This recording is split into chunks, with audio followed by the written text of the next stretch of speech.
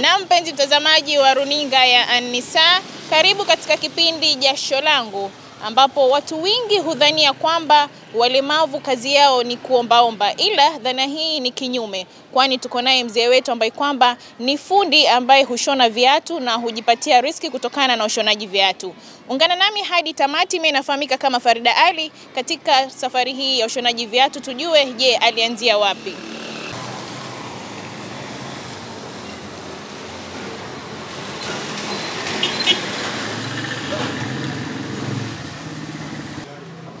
Naam, pengine tukianza, naomba uweze kujitambulisha, wewe ni nani na safari hii yako ya ushonaji viatu ilianza wapi?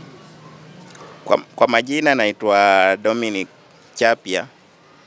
Mimi nilianza viatu na kazi ya viatu nimejifunza mwaka wa 2002. Nikaanza kushona, ndio imekuwa kazi yangu ya siku nyingi na nipa riziki. Kwa hivyo sina kazi nyingine ya kutegemea, nategemea tu hii kazi.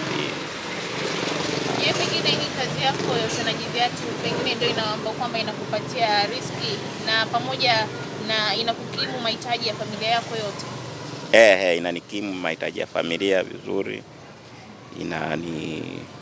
Inanisaidia kwa mambo mengi sana. Si imeshinda hata kama ningeenda kuomba barabarani, singeweza pewa chenye huwa napata hapa vile mteja ananiletea viatu nikashona akanilipa.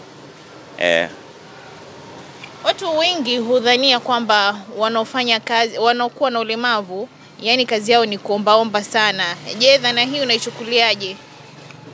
Hilo jambo, walemavu mambo ya kuomba, hiyo wanasema hivyo, lakini si sawa, kwa sababu kulingana sisi wenyewe Mungu ndio ni miguu ndio umenyimwa tu, lakini akili kila kitu unacho, mikono zinafanya kazi. Unaweza fanya biashara ya kuuza njugu, unaweza fanya biashara ya kushona viatu, unaweza fanya biashara nyingine, lakini sasa challenge ni ile pesa kidogo ya kuanzia. Ndio inakuwa challenge, kwa sababu ukiambia mtu akukopesha ama kupe, anaona yule ni mlemavu, atatoa wapi pesa ya kunilipa? Unaona sasa ndio huwa challenge yenyewe tunapata hii. Na katika biashara nyingi huwa kunazo changamoto ambazo kwamba watu hupitia katika biashara zao. Je, wewe kama mshonaji wa viatu, changamoto gani ambazo kwamba unazipata? Changamoto zenye napata ni kama mtu aweza kuja akulete mzigo ufanye kazi usilipwe. Saa zingine aende kabisa, ama mwingine aje akwambie nishonee nitakuletea, hadi aende kabisa. Hata urudi tena. Ndio changamoto zenye tunapata kwa hizi kazi. Je, wito gani kwa wahisani ama wasamaria mwema hasa katika kusaidia hawa walemavu? Wito wangu ni kusaidia. Kama unasaidia mlemavu, usimpe ile pesa, unaweza mnunulia material, unaweza mjengea mahali penye anaweza fanyia kazi vizuri. Unaona, mahali penye mazingira hayo mazuri ndio tuweza kufanya kazi zetu vizuri. Mimi ningependa nipate msamaria mwema, niweke kama ni stock, hadi tengeneze mahali penye na kazi. Unaona hata mazingira yenyewe vile tumekaa tu, tunafanya kubambanya tu kulingana vile hali ilivyo. Pesa yenyewe unapata kwa viatu na shughulikia mambo ya familia na mambo ya kulipa nyumba.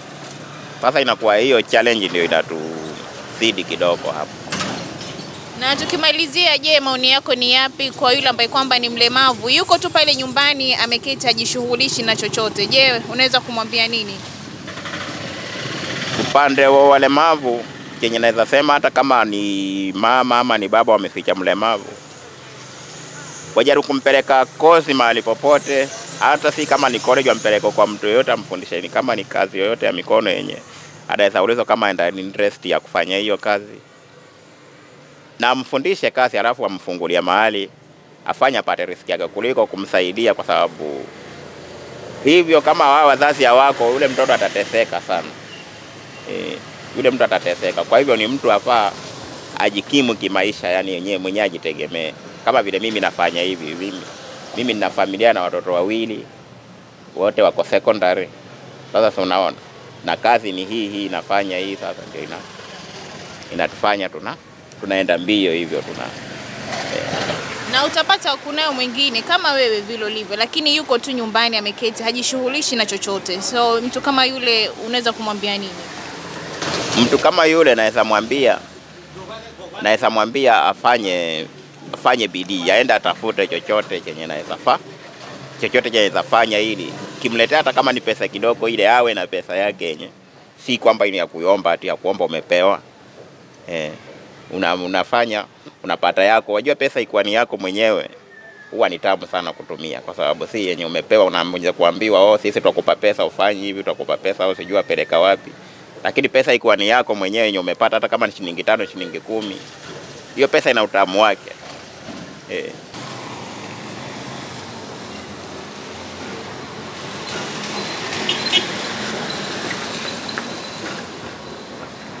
Naam, ndo kama hivyo mpenzi mtazamaji, kama mlivyosikia hapa mzee wetu ambaye kwamba ameweza kujieleza jinsi ya safari yake hii ya ushonaji viatu ilianza wapi na anajipatia riziki. Hivyo basi mpenzi mtazamaji, kufikia hapo ndio natamatisha kipindi Jasho Langu. Ungana nami siku nyingine tena. Mimi nafahamika kama Farida Ali na hii ni runinga ya An-Nisa.